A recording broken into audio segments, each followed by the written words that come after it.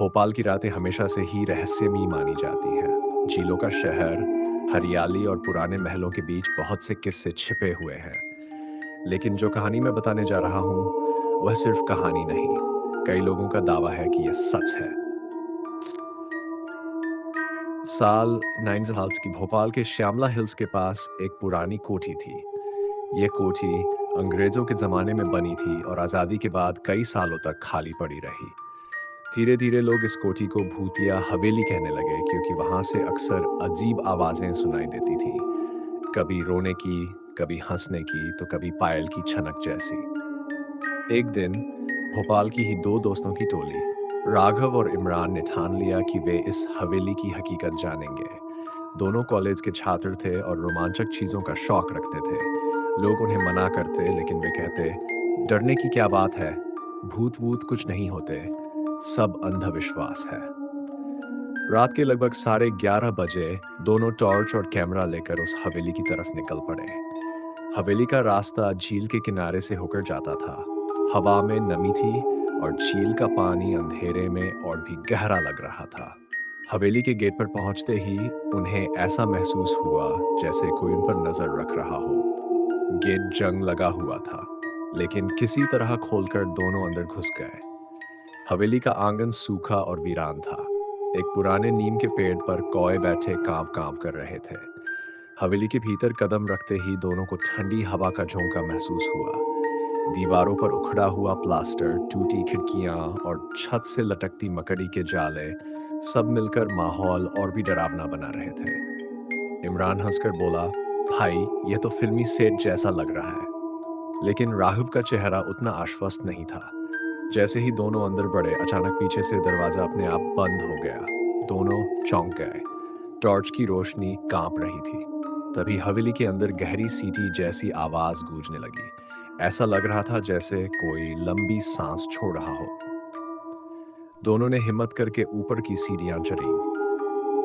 पहली मंजिल पर एक कमरा था जिसके दरवाजे पर ताला टूटा हुआ लटका था। दरवाजा धक्का देते ही खुल गया। अंदर जाते ही उन्हें पुराने जमाने की एक दुल्हन की तस्वीर दिखाई दी। काले सफेद फोटो में एक औरत लाल जोड़े में थी। उसकी आंखें बड़ी बड़ी और गहरी थी। इमरान मजाक में बोला, लगता है यही भूतनी है जिससे सब डरते हैं। लेकिन तभी कमरे में अचानक पायल की छनक सुनाई दी। दोनों सन्न रह गए। टॉर्च घुमाई लेकिन कोई नहीं दिखा। अचानक पीछे से दरवाजा बंद हो गया और ठंडी हवा तेजी से चलने लगी। राघव ने महसूस किया कि किसी ने उसके कंधे पर हाथ रखा है। उसने मुड़कर देखा, लेकिन वहां कोई नहीं था। उसकी सांसें तेज हो गईं। फिर कमरे के कोने में उन्हें एक औरत का साया दिखा। सफेद साड़ी, खुले बाल और लाल चमकती आंखें। वह धीरे धीरे उनकी तरफ बढ़ रही थी। दोनों घबराकर चिल्लाए और दरवाजे की तरफ भागे। दरवाजा पहले तो नहीं खुला, लेकिन जैसे ही औरत पास आई, दरवाजा अपने आप खुल गया। दोनों भागते हुए सीढ़ियों से नीचे उतरे। लेकिन हवेली का नक्शा जैसे बदल गया था। जहां से वे अंदर आए थे, वहां अब दीवार थी। दरवाजा गायब हो चुका था। दोनों को समझ आ गया कि वे फंस चुके हैं। अब हवेली के हर कोने से आवाजें आने लगीं। कभी हंसी, कभी चीख, कभी किसी बच्चे के रोने की। राघव की टॉर्च बंद हो गई। अंधेरे में सिर्फ इमरान का कैमरा चमक रहा था। उन्होंने हिम्मत करके आंगन की तरफ भागने की कोशिश की। तभी अचानक वह औरत ठीक सामने आ गई। उसका चेहरा झुलसा हुआ था जैसे किसी ने आग में जला दिया हो। उसने खून से सनी उंगलियों से उनकी तरफ इशारा किया। इमरान डर के मारे गिर पड़ा। राघव ने उसे उठाने की कोशिश की, लेकिन तभी औरत ने तेज चीख मारी। उस चीख से पूरे हवेली की खिड़कियां टूटकर गिरने लगीं। राघव ने किसी तरह इमरान को घसीटा और पिछवाड़े की टूटी दीवार से बाहर कूद गया। दोनों भागते भागते सीधे सड़क तक पहुंचे। वहां पहुंचते ही दोनों बेहोश हो गए। सुबह लोगों ने उन्हें सड़क पर पड़ा पाया। जब होश आया तो दोनों बुरी तरह कांप रहे थे।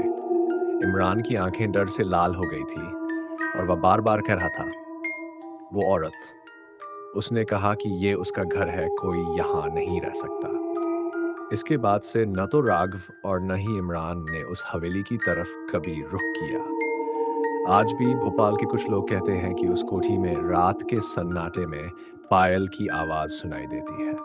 अगर इस किस्से ने आपके दिल की धड़कनें बढ़ा दी हों, तो लाइक करें और बताएं अगली कहानी किस जगह की सुनना चाहेंगे।